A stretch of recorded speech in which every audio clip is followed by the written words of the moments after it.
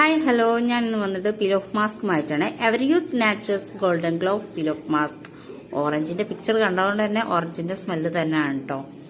ഇതെങ്ങനെ അപ്ലൈ ചെയ്യേണ്ടതെന്ന് വെച്ചാൽ ഒരു 15 മിനിറ്റ് നമ്മൾ മാറ്റി വെക്കണേ. ആദ്യം ഫേസ് ഒന്ന് വാഷ് ഔട്ട് ചെയ്തതിന് ശേഷം ഡ്രൈ ആക്കുക. അതിനുശേഷം പീൽ ഓഫ് മാസ്ക് ഇടുക.